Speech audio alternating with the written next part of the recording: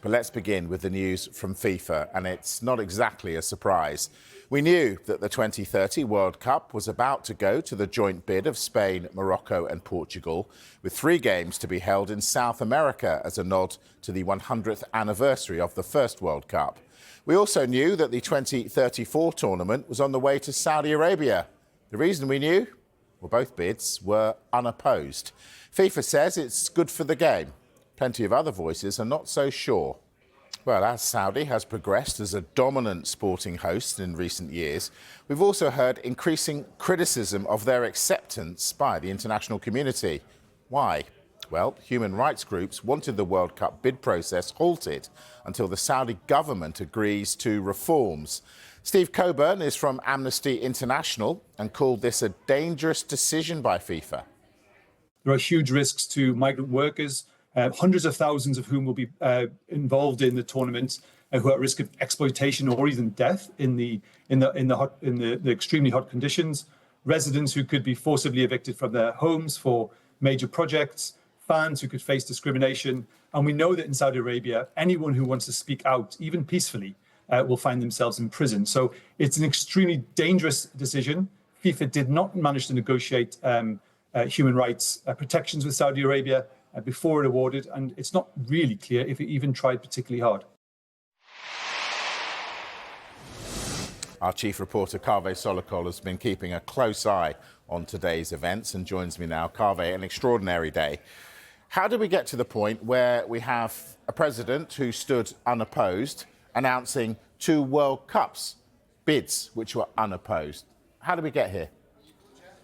I think, for me, this afternoon when I was watching this extraordinary FIFA Congress, my mind went back to 2010 when Sepp Blatter, who was the FIFA president at the time, opened that envelope to reveal that the 2022 World Cup was going to be in Qatar. And you could see from the look on his face that he was upset, he was annoyed, he was angry, because personally he didn't want the World Cup to be in Qatar in 2022. Contrast that with what we saw today.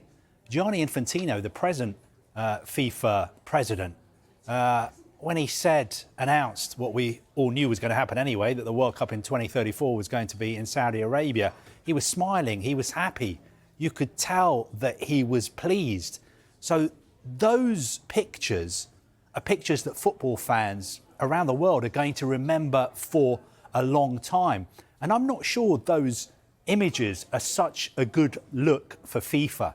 And also, what was concerning to me, and what I don't think is a good look for FIFA either, is having this sort of charade of a vote, which wasn't actually a vote, where Gianni Infantino asked the member associations who were attending virtually. Remember, this was not done in person. So, for instance, us members of the media could not go there and ask questions and have a press conference with Gianni Infantino afterwards. It was all stage managed and done online. So instead of a vote, he said, basically, I want to ask you to acclaim the fact that the 2030 World Cup is going to be Spain, Portugal, Morocco, some games in South America, and also 2034 in Saudi Arabia. And we had those images of people standing up and clapping. And also behind him, a kind of Zoom meeting with 200 people. And when it got to the point where we may be able to see who was clapping and who was not, it changed into a wide shot. So you couldn't see if, in fact, everybody was clapping. But where have we got to in world football when these decisions are being taken online by acclamation, by applause, when there is only one candidate, one bidder for each World Cup? And what I was thinking this afternoon is, I don't watch programmes like Strictly Come Dancing and Jungle and The X Factor, but even those programmes, which are light entertainment shows at the weekend, those programmes have a higher level of democracy and accountability because they get the viewers to vote. And I imagine those votes are logged and the numbers are kept and people know who got what. This was very, very strange. And again, I look back now at 2010 that time when football was mired in corruption allegations, that basically took down FIFA. And you look back at 2010 now, and it seems like almost the good old days. It really, I mean, almost. It feels like the good old days because at least we had a kind of election. People on the executive committee, I know that election was very, those votes were very, very, very tainted and very, very controversial. But we had multiple bids. England was bidding for the World Cup. Russia, the USA, I think Japan, lots of people. And people voted and there was some scrutiny. Journalists were there. The media was there. We've gone from there to a sort of alternate reality where are things what they really seem to be, and we're all sitting there watching our computer screens and watching people applaud. But Carve, don't we just have to suck it up? Because people like you and me are going to talk about this. There are going to be thousands of column inches written. But actually, what's going to happen is in 2030, we're either going to sit in front of our telly and watch the World Cup or go and watch the World Cup. And in 2034, exactly the same. So do we just not need to get on with it? So we should just accept it and say there's nothing to see here, move on. I think you're right. I think that is what will eventually happen because football is so big, it's so popular. Wherever the World Cup is, fans are going to try and get there. Fans are going to watch it on television. I accept what you're saying. I know that people are going to be watching and people are going to be attending. But I think in the meantime, it is only right that we ask the questions that need to be asked. OK, why does Saudi Arabia cause so much consternation then? Well, is it a suitable host for the World Cup? When you consider the human rights record of Saudi Arabia, when you consider that homosexuality is criminalised, when you consider the treatment of women and migrant workers, it is legitimate to ask the question, is Saudi Arabia a suitable host for the World Cup? Now, FIFA will say that we carried out a bid evaluation, and as part of that evaluation, they looked into the human rights situation and they came back and said it was only a medium risk. So they will say we ticked off that box. And the bid evaluation and the whole process was audited by independent auditors. So they will say that Saudi Arabia meets the requirements. They will actually say it exceeds the requirements. And they gave it the highest ever score for a World Cup bidder. But these questions about human rights, LGBTQ plus rights, the treatment of migrant workers, they are not going to go away. This is going to be a big, big issue for the next 10 years and beyond Saudi 2034 as well. Well, 2030, we're going to have a World Cup in 6 countries across 3 continents. Why? Good question. I mean, we're going to have Spain, Portugal, Morocco. Now, I can understand why there's going to be a World Cup in Morocco. I was in Qatar in 2022 when Morocco got to the semi-finals. A brilliant team, brilliant fans. Of course, Africa deserves to have the World Cup. It's a shame that it doesn't have a World Cup on its home, but it has to share it. But the reason it's also going to be in South America is because 2030 will be the 100th year anniversary of the first World Cup, which was in 1930, and it was in Uruguay. Now, a lot of football fans will say we should have a World Cup in South America.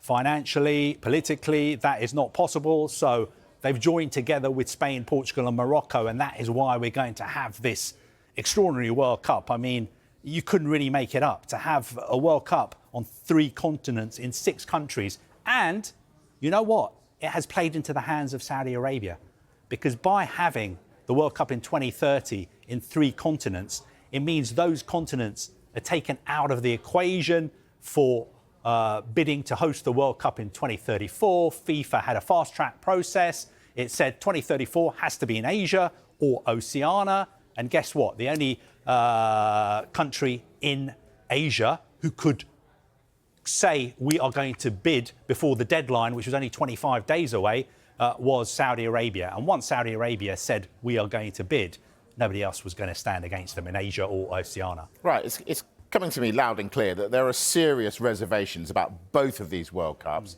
Why did the FA back it?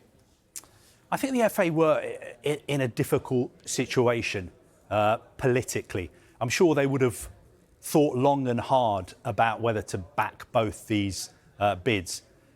I thought it was very interesting that the UK Prime Minister, Sir Keir Starmer, was in Riyadh on Monday, meeting the effective ruler of Saudi Arabia, Mohammed bin Salman, the Crown Prince, where they discussed strengthening defence partnerships. And also from the readout of that meeting, we found out that Keir Starmer had invited Mohammed bin Salman, next time you're in England, I'll take you to a football game. So we can see that behind the scenes at a higher level than the FA, perhaps there was some pressure being put on to make sure that the FA did back Saudi Arabia. So I understand the FA were in a very difficult position. I think what they have said is that both bids were strong bids.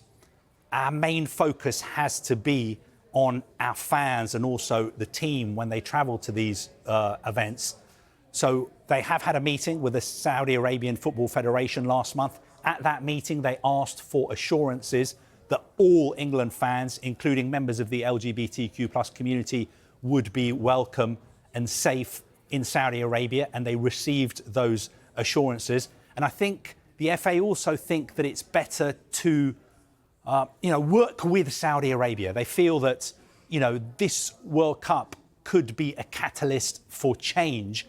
And what is the point really, on a point of principle, standing against it when you know that the World Cup is going to be in 2034 in Saudi Arabia anyway, and you would look like hypocrites if you voted against it and then the England team went and played there. And I think the FA have also going to seek assurances from FIFA and UEFA that all the human rights commitments that have been made by Saudi Arabia are stuck to and they are delivered. Look, we know that the Players' Union, FIFPro, are in a legal dispute with FIFA about the football calendar. We've got all this going on. Does anybody actually care about the players, the product? I mean, the Champions League has got bigger. The World Cup is getting bigger, 48 teams. The players' unions, of course, and a lot of players are very, very concerned. I think FIFA would say we share those concerns, but we are not the main cause of the problem. Because if you look at all football fixtures, I think something like more than 95% of them are leagues and confederation games. They are not FIFA games. But of course, you are right. This is a big concern. The expanded FIFA Club World Cup is starting next summer as well. I think what's going to be really interesting in 2034, and this is a question I've already asked the president of the Saudi Arabian Football Federation and also the head of the Saudi bid. I said, come on, let's get real. This World Cup is not going to be in the summer in 2034. It's like 50 degrees in Saudi Arabia during the summer. This is going to be another Winter World Cup, isn't it? And they said to me, well, we're not going to say anything yet. The international match calendar for 2034 hasn't been agreed yet. It is perfectly possible for us to have a World Cup in the summer. It's something we're considering, something we're looking at. But we know it's going to be another Winter World Cup. And I think in 2034, if I'm not wrong, Ramadan is actually in December. So I think it would be very difficult to have the World Cup in 2034 in December. So it may have to be in January or February, which would mean that the 2034 World Cup would actually be in 2035. Goodness me. Kaveh Solokol, our chief reporter, so much to discuss. Kaveh, thank you very much.